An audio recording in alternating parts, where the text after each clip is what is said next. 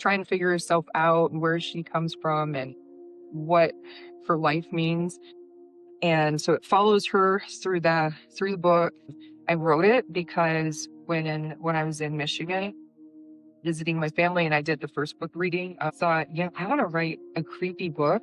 My house is creepy, and where I grew up in the country is creepy. So I have a lot of ideas about that specific place. And I wanted to tie the Vikings to that place, but I didn't want it to be too off the wall where people are like, the Vikings never got that far. Well, historically, the Vikings never got that far into Michigan. I mean, technically they could have, because as you see on this map right here, they did make it to Newfoundland. And then they theoretically could have come down through the St. Lawrence River and hooked through Lake Ontario, Lake Erie, hopped around and got to where I lived in Bangor, Michigan. So theoretically, it could have happened.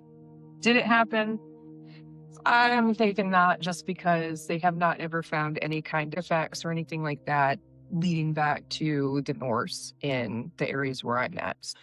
That's the only thing that makes me think it probably didn't happen. But in my book, it did. We will go ahead and start off. In the very beginning of the book, I put a glossary of terms so that as you're reading it, some things are in there and you're like, what is a blot? What is that? Or what's a huff? I don't know what that is. So just to kind of break it down, I'll even show you how to pronounce it. Just to make it a little bit easier. The child could not have been meant to die. Not her child. Not the one born in the Michigami shelter. Her laughter carrying even into the shadows of the ash tree that loomed nearby. For years, she was Rúna's joy, her reason, the proof that love could root itself in a foreign land. But fate does not soften, not even for children. Rúna was Ashborn, bound to the gods in prophecy.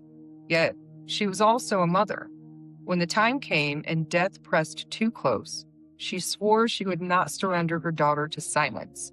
The ash listened, the blood remembered, and a vow was carved that would echo long after both mother and child were gone. Centuries peeled away like birch bark.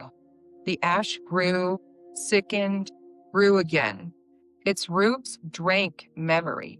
Its branches cast long shadows. The child's name faded from lips, then from story, then from time. Yet still the tree hummed, as if carrying her breath in its veins, until men came with axes and survey lines, until roads broke the ground and laughter returned where silence had reigned, and the earth remembered. Now she stirs. Small hands twitch, eyes blink in the dark. The dead do not sleep when they are loved too hard, and the child only wants to play. The ash remembers, the blood will answer. Generations passed, and the tale of the Ashborn faded to whispers. Yet fate does not forget what the gods have found. In another age, in another land, in another world, her story will begin again. He sprinted after it, his laughter carrying in the late autumn air, until a hand gripped his sleeve. Leave it, the other voice said, his voice low. It's just a ball, the first protested, tugging against the hole. We can get it before the wind takes it down the hill. The second voice shook his head, eyes fixed on the tree, whose roots twisted like black veins through the earth. Not there. Don't you know the stories? My grandfather said that ground's haunted. Ghosts walk under that tree. The first boy glanced at the trunk, charred yet stubbornly alive. Branches bare but unbroken. It's just old wood. No, the second insisted. It's burned, but it didn't die. That ash? It keeps what's buried under it. They say children who step too close are taken, pulled down into the roots. My grandfather swore he knew one of them. The first boy's grin faltered. That's just a tale. Then why do you think no one builds here? Why do you think the grass won't grow near the roots? The second boy's voice dropped to a whisper. The tree remembers. It doesn't forget what's buried with it. But there's a house on the corner. It's been there forever. Why would they live there if there's an evil witch or ghost or whatever living under the tree? I never said it was a witch. I said that they're ghosts. Besides, the house on the corner belongs to actual witches. They take care of the ghosts. You mean to tell me that old lady Starbuck is a witch, and that she doesn't just sell jelly, she also guards a tree full of ghosts. It's your funeral. Don't listen to me then. Silence stretched between them, filled only by the rustle of dry leaves skittering across the ground. Elle Starbuck sat on the porch steps with a bowl in her lap, snapping peas with steady hands. Her gaze lingered on the children in the field, their laughter sharp as gold. They did not see what she saw. They did not notice the pale tendrils pushing through the earth, the roots of the ash tree creeping towards the ball, curling around it, tugging it closer to the shadow of the trunk. Elle's mouth curved, not in fear, but in knowing. She brushed her palms against her apron, the faint scent of earth and green clinging to her skin. "Rebecca," she called, her voice carrying like a bell through the open window. A girl of 8 came skipping from the cottage, her braids flying, her face bright with devotion. "Yes, Grandma." Elle placed a small bundle of wildflowers into her hands, stalks bound with twine. "Take these," she said softly, her eyes flicking towards the forest edge. "Go on, and show little Adis how a proper game of ball is played." Rebecca nodded solemnly, as if entrusted with the sacred task. She hugged the flowers close to her chest, then skipped down the path, untroubled by the sight of roots, inching the ball towards the ash tree's base. From the porch, listen, a high, silvery laugh threaded through the branches, carried back on the wind.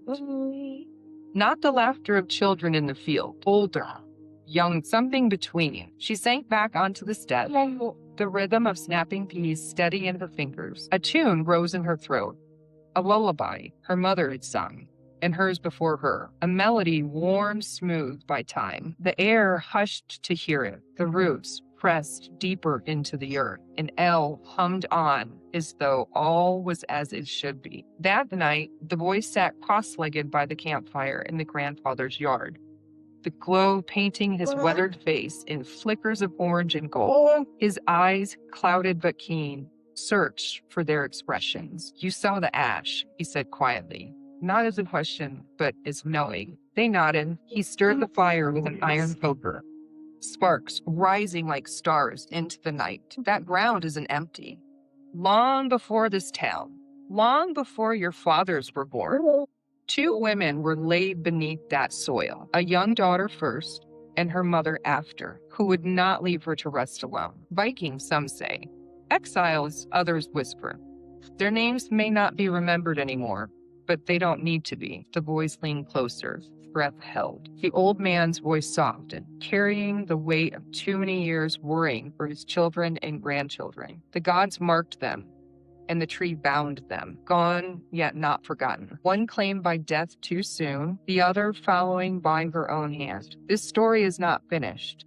The ash still waits, and those who stray too close may find the dead do not rest as easily as we hope." The fire cracked, sending sparks whirling into the dark.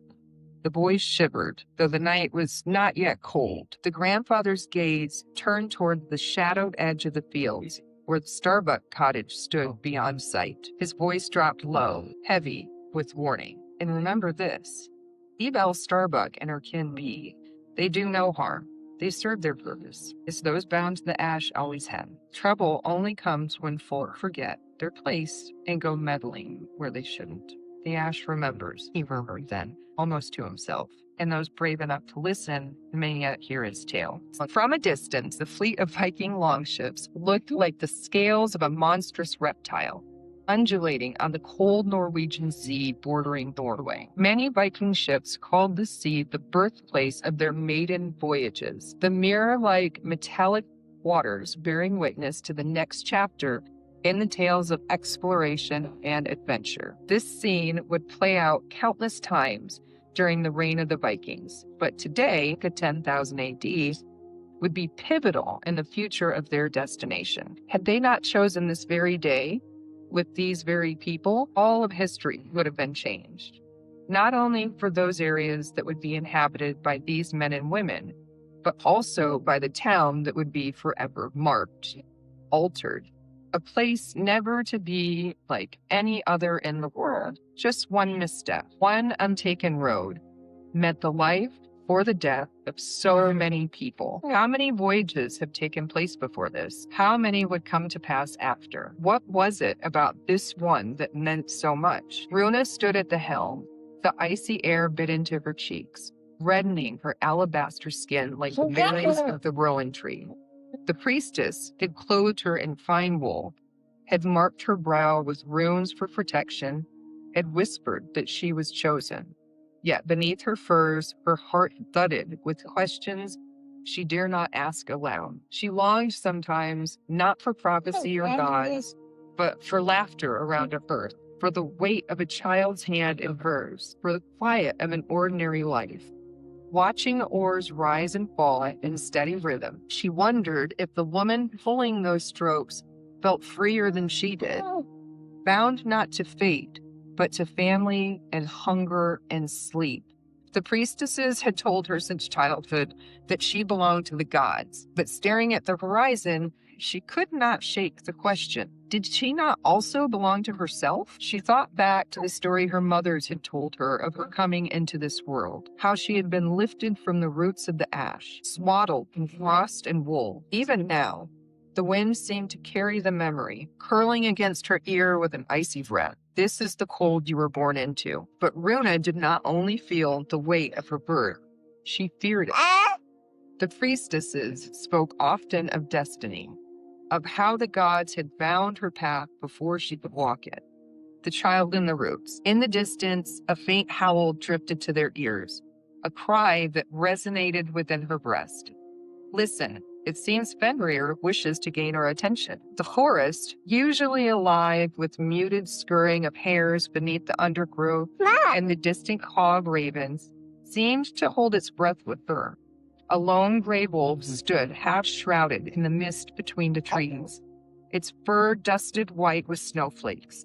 Its yellow eyes glowed like embers against the pale winter night as it studied her from the shadows of the ash grove. One lone wolf was nothing to be concerned about, but a pack on the hunt could be formidable. It could also be a sign. The air felt heavy, each breath sharp in her chest, carrying with the iron tang of ice and a faint musk that did not belong to the trees. Irni lowered her gaze to the ground. No tracks marked the fresh snow. Not deer, not hare, not even fox. The silence of the earth was unnatural, and that made her skin prickle beneath her woolen cloak. Snowflakes clung to her lashes and melted, cold against her cheeks, her icy kiss seeping into the thin seams of her hood. A stray gust swirled powder across her face, stinging her skin with its chill. She pulled her cloak tighter, but the wind found every gap, weaving frost into the folds of her dress and rushing her with the bitter sharpness of winter's touch. She stood quietly, still as the trunks around her, listening to the forest's pulse, the creak of branches overhead, the whisper of wind curling through pine needles, the wolf's breath hurling in plumes of frost. She closed her eyes, drawing in a long breath of cold, damp air, letting it burn in her lungs before releasing it slowly. She centered herself in that moment, letting the world press close. The gods spoke in signs both subtle and fierce, and when they did, Irni found it best to listen. The howling transformed into a mewling, not so much a cry for help as a cry to guide those who were sent, so they might know where to find this gift. Hulda did not wait for Irni, and she rushed towards the noises emanating from within the ash tree. As much as they were alike, Hulda held a stronger need to nurture within her breast. Irni watched as Hulda climbed into the cavity created from the large arching roofs for what seemed an eternity. She paid no notice to the tearing of her flesh as she forced her way through. All of her focus was placed on retrieving that which was calling out to her.